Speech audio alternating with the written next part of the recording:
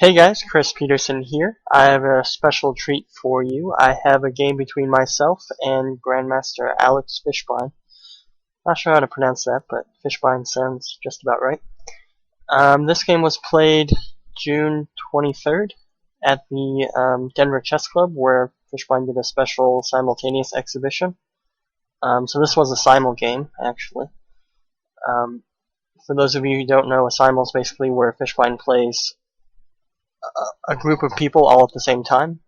One game for each person. So in this case, there was about 20 people there. So a 20-person simul. Not too bad for a Thursday night.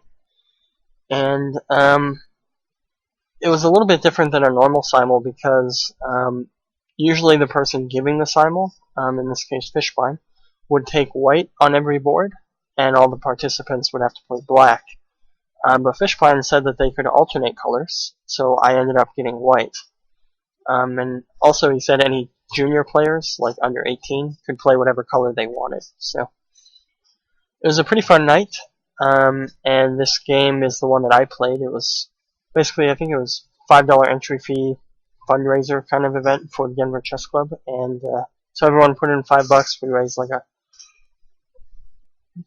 think a little bit over 100. I'm not completely sure how many people were there, but anyway, I think we have every single game from the simul up on the website, denverchess.com, and I can put a link in the description for that if you guys want to check those out. So without further ado, we can go ahead and hop into the game here. Now, I played e4, c5, and knight f3. And I was looking at some of the other games that were going on around me, and they're all playing somewhat passive things. No one really wants to attack very much, especially against a super defender like Fishbein. So I don't blame him for that, but I'm kind of bloodthirsty, I guess. I like to attack and get tactical and stuff. Doesn't matter who it is. And I remember one time I played at the 2005 HB Global Tournament. I ended up playing Emery Tate in like 5-minute games, $1 a game. I didn't know who he was at the time, but he really showed me how to attack and do tactics and stuff in those short 5 games. I ended up losing $5, but anyway. So knight f6, knight c3, and then knight c6. So this is Sicilian, as you know. And this particular line, I believe, is the old Sicilian, which can transpose into any number of lines. Yeah, so the normal plan that I usually do against this is bishop g5 and f4, queen f3, stuff like that, and go for a strong center/kingside attack. And this case is no exception, but I do have to change it up a little bit because of the way his pieces are placed. So after e6, it's more of a Shevinigan style Sicilian now. I actually don't know what the line would be if it stayed an old Sicilian, but this is good. Now f4s, typical stuff that I do in this. Bishop e7, and now queen d2. Usually I'll go to queen f4, but right now my knight is hanging if I do that, so that's why queen d2.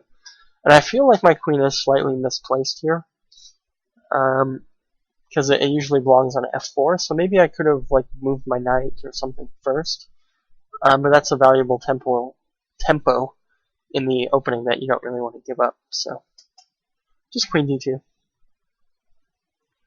Now, as you can see, we have castled opposite sides, and that usually means there's going to be fireworks later on in the position, like in the middle game and stuff, so it's going to be interesting to see how my attack and tactics hold up against Grandmaster Fishbein, so be interesting. So after h6, actually h6 I don't think is that good of a move, to be honest. I think it's probably main line for this particular opening, but it seems to me like it's just a waste of a move, because it's not forcing me to move my bishop at all, because I can play h4, and if he takes, yeah, he wins a piece, and the knight has to come up, because if it goes back to any of these 3 squares, then he's going to be in in big trouble once my queen comes over. Or if I play g4 and queen h2, it's practically checkmate. So he has to come up with the knight in this case. And though black does have the very good chance of holding this, actually maybe not that great of a chance of holding it, you probably could. One, I'm probably going to be able to get my material back, so any kind of material edge that he would have is basically non-existent. And he's going to be defending the whole time with a wide open H-file, so it's going to be very stressful, I guess is a good word. So he decides not to take the bishop. So that's why I think it's kind of a waste of a move, is that it doesn't really do anything. And it kind of forces me to do something that I already wanted to do, which is h4. If I had backed up my bishop, then yeah, maybe it could be justified, but I don't know. h6 is iffy. Not that it's a losing move, it's just he could have used that tempo for something else. So now he plays the move a6. So far, up to the point where I play h4, we're following two particular games. We're following Tal Shaked Fishbein and Shabalov Fishbein. So, of course, at the time of this game, I didn't actually know that, so I'm just kind of like blundering my way into these things. But basically, in the Shabalov game, this is what Fishbein has told me, is black tried to play queen b6, and he got into a lot of trouble after knight d to b5, as this pawn on d6 is going to be difficult to hold on to.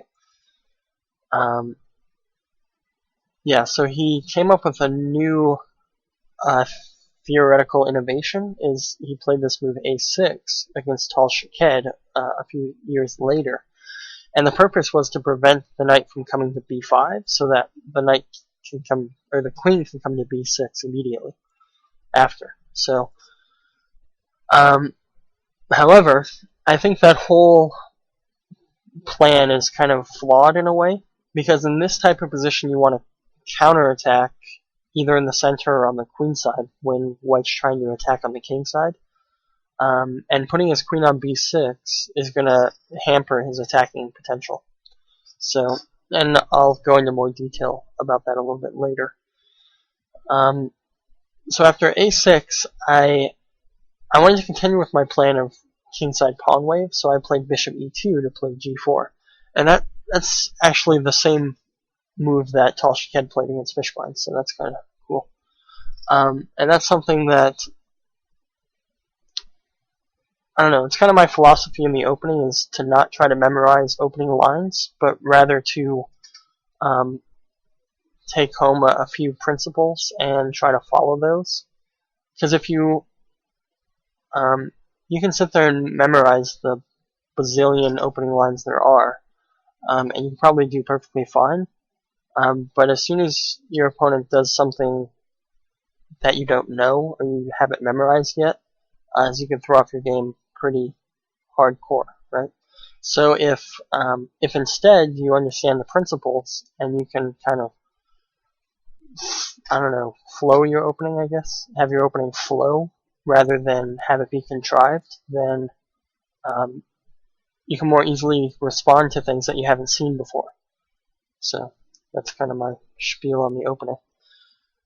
So after bishop e2, he plays his move queen b6, and now I played knight b3, and at this point, black is a little bit hard pressed to come up with an attacking plan on the queen side. He would like to, well, there's two main attacking ideas for black in this type of position. One is to throw the a pawn, and the other is to throw the b pawn. That's pretty much it. You need the pawns to help support your pieces in the attack on the queenside castle king. So, in this case, having the queen on b6 and this move a6 as well hampers both of those plans. For one, the queen is going to have to move, and then the pawn on b7 can move forward. And if he ever tries to play a5, then I can play a4, and then I have the b5 square for my knight, and everything on the queen side is very solid for me. And I can continue with my attack on the king side. So, So that's why I think this whole queen b6, a6 setup is somewhat flawed. It's great if you can get stuff traded and go more towards an endgame type situation, because Sicilian endgames are usually favorable for black. But I can avoid the trade of queens and most of the pieces pretty much all day. So after knight b3, Fishbein plays this move rook d8, and this is actually a really great move because I have a really difficult time stopping this push d5. And this is actually a really good follow-up because he can't really force any trades right away.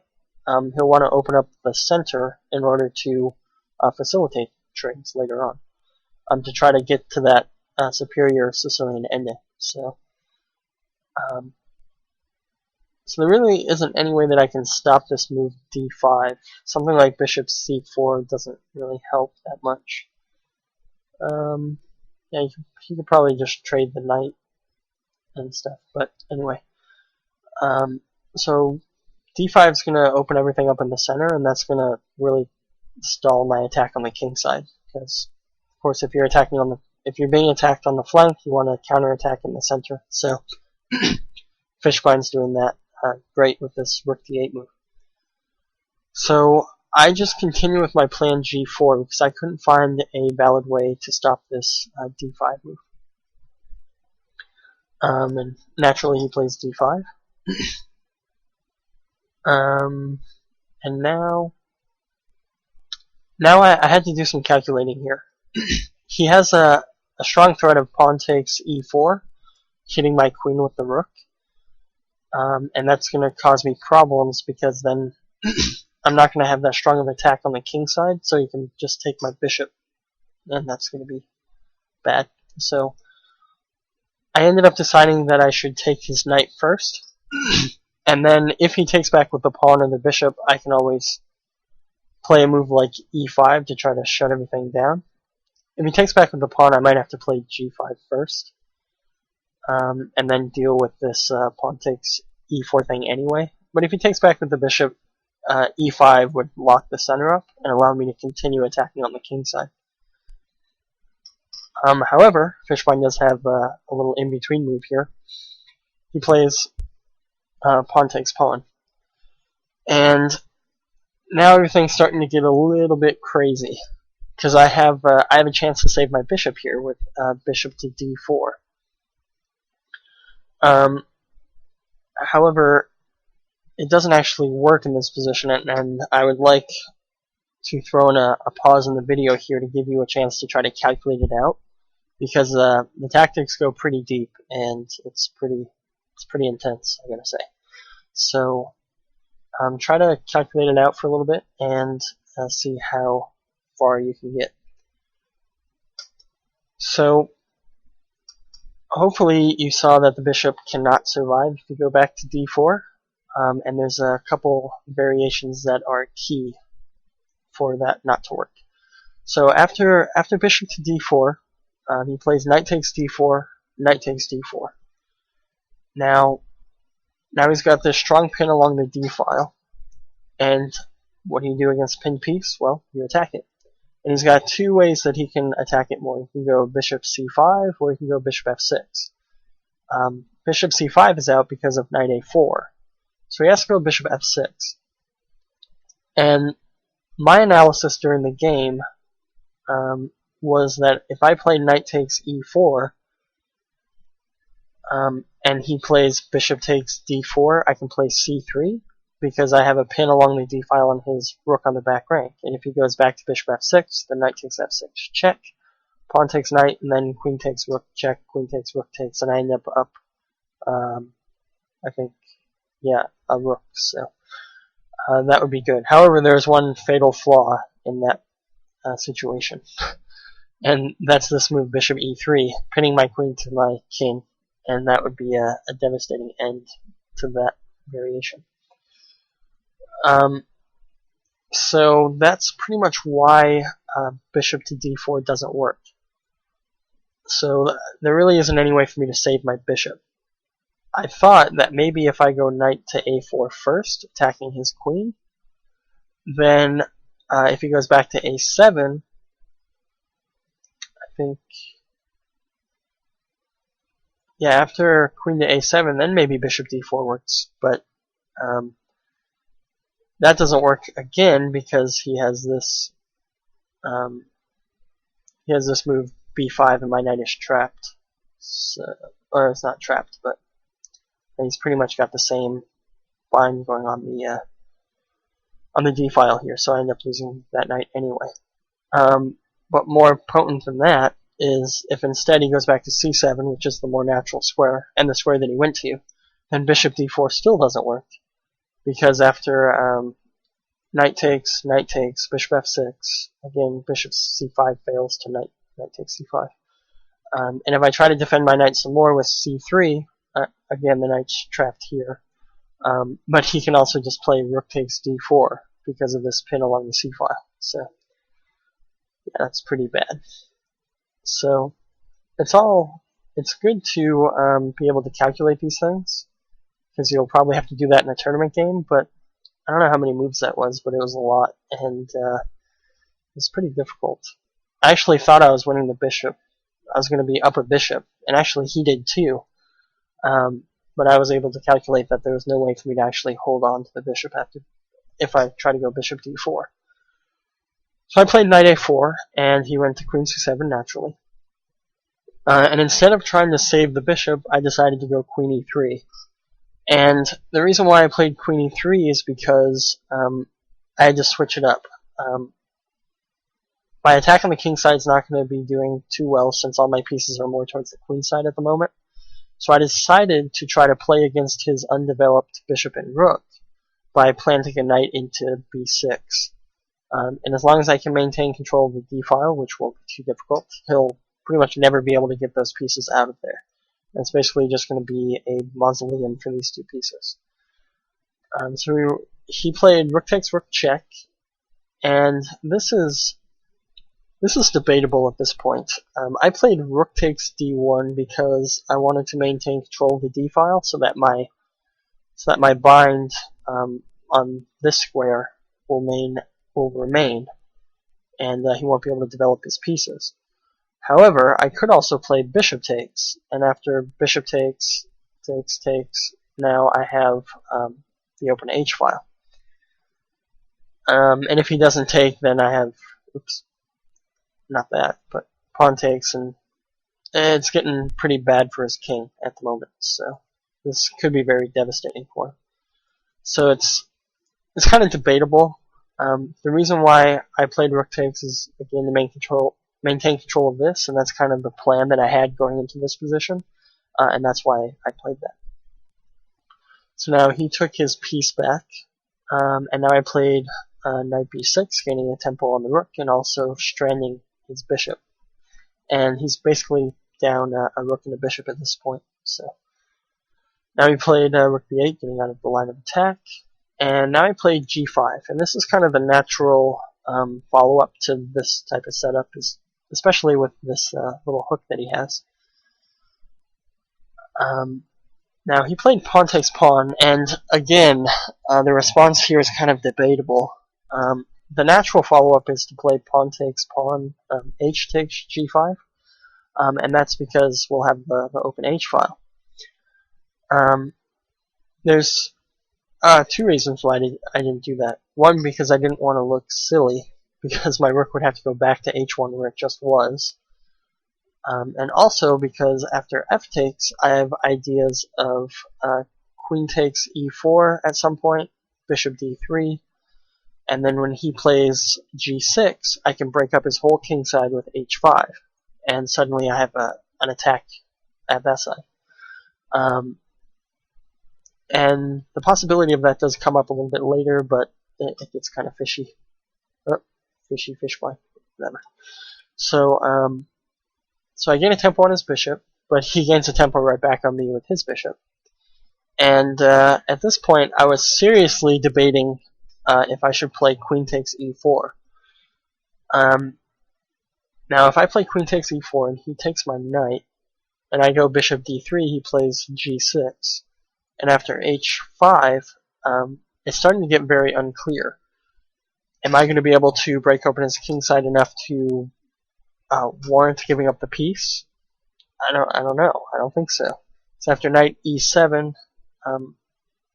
if I play pawn takes, he can play knight takes, and it's actually, I'm sorry, that's stupid. If he plays knight, I'll just take his bishop, so that's stupid. So maybe it is valid in a way. Maybe he can just back up his bishop, and I don't know. I don't know if it's worth giving up a piece for this. It looks like a really strong attack, and I might be able to checkmate him at some point. I mean, potentially just rook f1 and then queen h7, but it's hard to say. And the fact that it's so unclear makes it very scary to try to do it against a grandmaster who's as good at defending as Fishbein is. And at this point, I should probably just play queen b1 or king b1. Just get out of the pin potential, and also try to get off of this file here. But instead, I tried to maintain the bind that I had and try to penetrate with my queen a little bit, and I played queen c5. But this is actually a huge blunder, which is kind of sad. So go ahead and take a minute and try to view it from the black side. Let me flip it. Try to view it from the black side and see if you can find the tactic for black in this position. I'm going to go ahead and throw in another pause here and see if you can find it. If you found it, then you would know that the correct move is actually I almost forgot.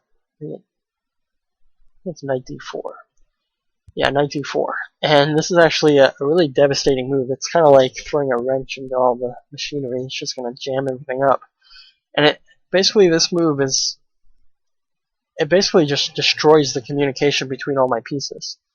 I can't play knight takes because my queen hangs. I can't play, well, if I play queen takes queen, he'll play knight takes bishop check, and then take back, so I lose a piece in that variation. Well, I mean, what else could I possibly try? Rook takes knight? I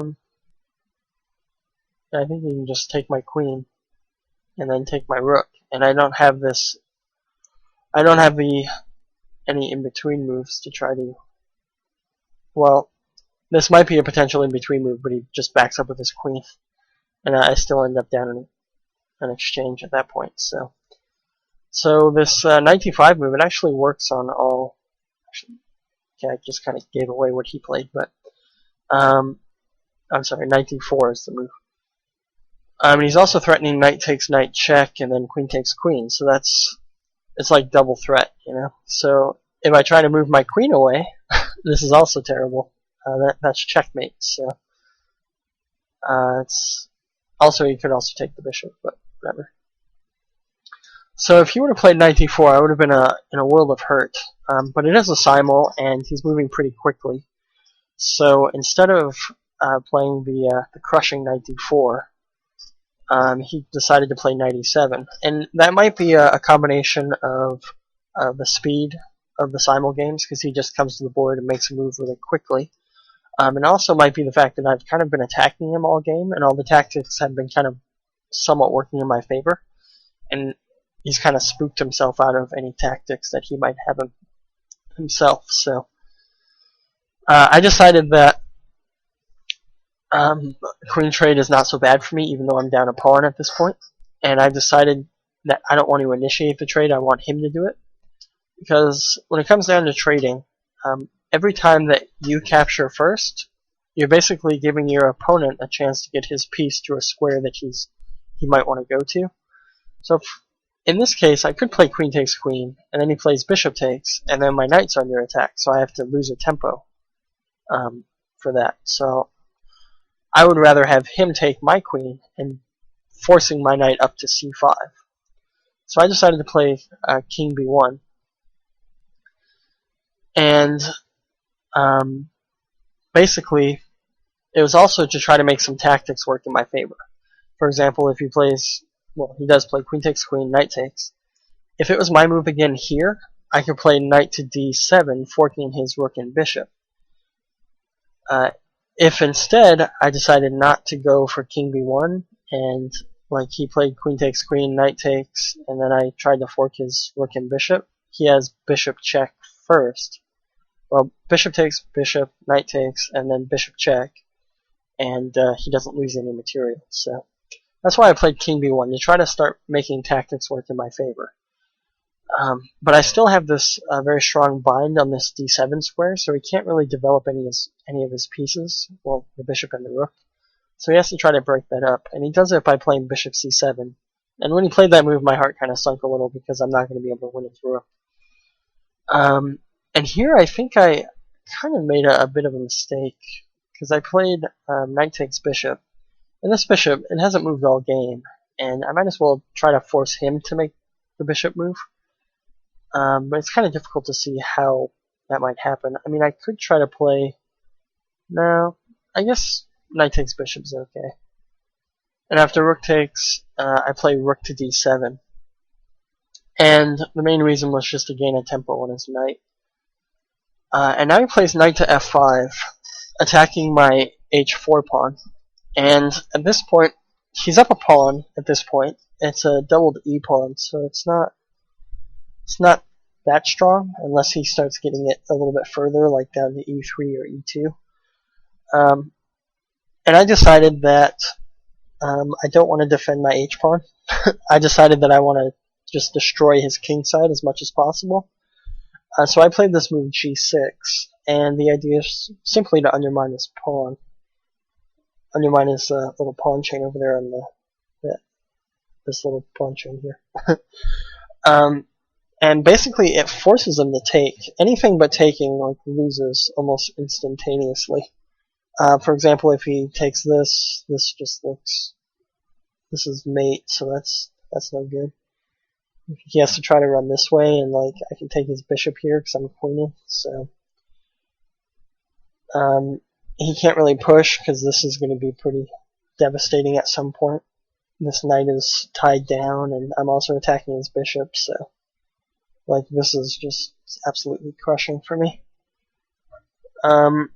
So after g6, he's pretty much forced to just destroy his pawn chain, his pawn structure.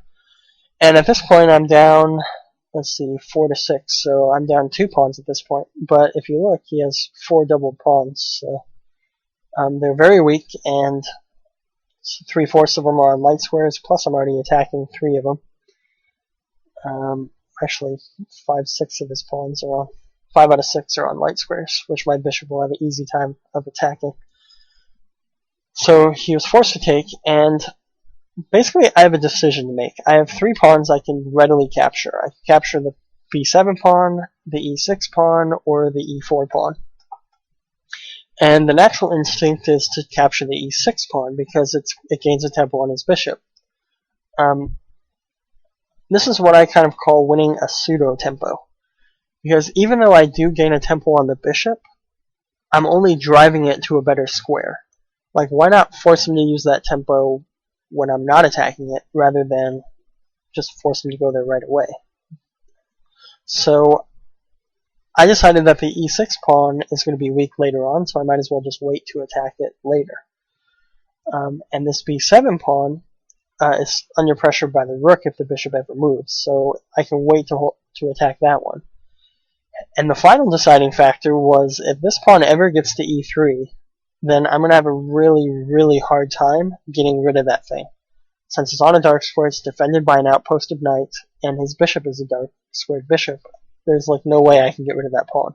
It's going to be very dangerous later on. So I decided to take the e pawn, and it also allows me to hop into g5, which is going to pressure e6 and keep him on the back rank. So he takes my h-pawn, and now I hop into g5. And now he's going to have back rank issues, and my knight's just a really strong knight. So now he goes bishop e5. pretty much the natural diagonal for the bishop at this point. It's the long diagonal, which is good.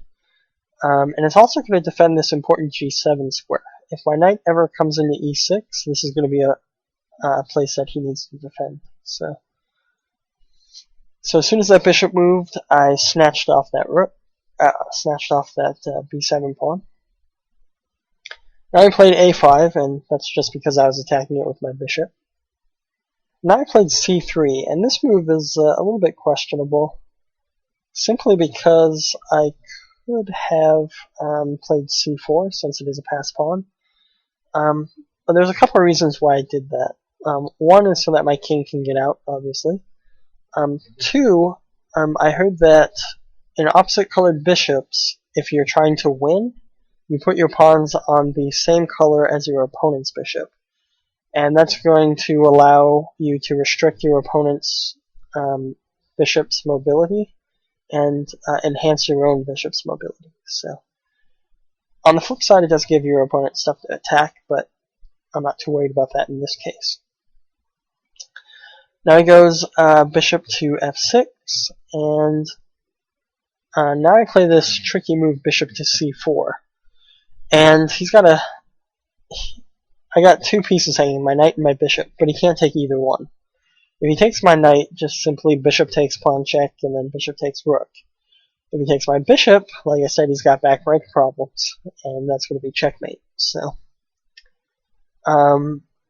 here he played the best move. He moved to king h8, and now I pretty much only have one move. No, I guess I have that move. So I played bishop takes pawn on his rook again. And now after rook e8, now I only have one move, which is knight f7 check. And king h7 is probably the ideal square for the king, because that opens him up. King g8 opens him up for discovered checks, which is going to be devastating. Probably.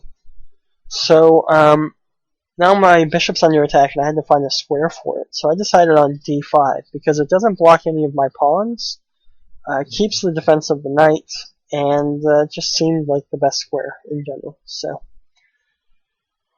now after knight f5, before I've actually come up with a new kind of move philosophy, and that is to not even think about what I'm going to do until I figure out what his move is trying to do.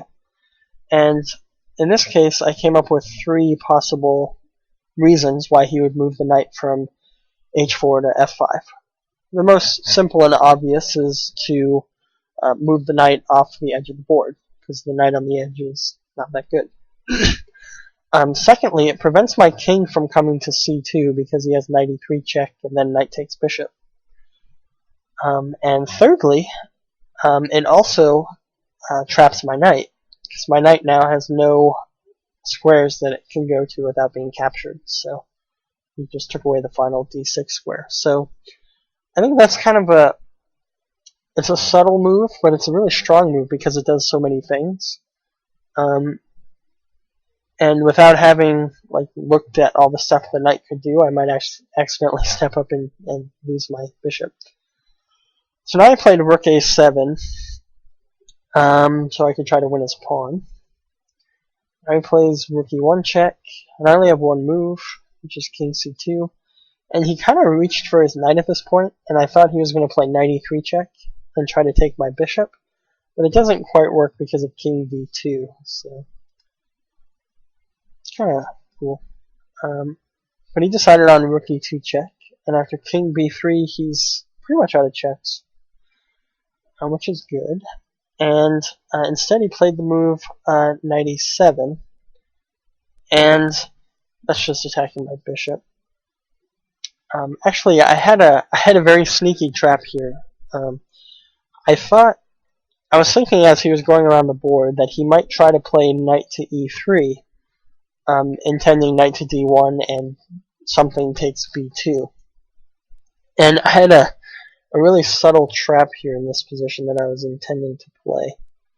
I was going to play bishop to e4, and the purpose is simply to prevent this pawn from moving, because it's got like an additional step to it.